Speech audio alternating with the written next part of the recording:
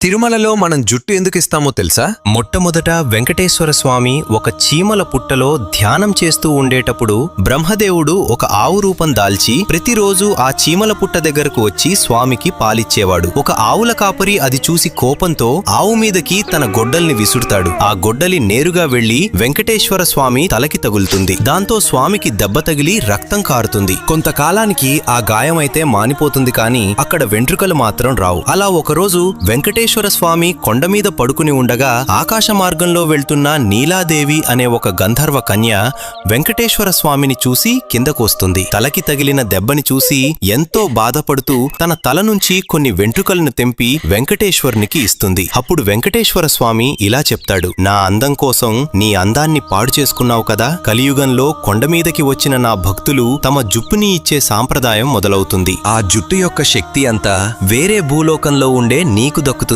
అని చెప్తారు. ఇంతకీ తిరుమలలో ఇచ్చే మన జుట్టుని ఏం చేస్తారో తెలిస్తే కామెంట్ చేయండి. తెలియకపోతే గోవింద గోవింద అని కామెంట్ చేయండి.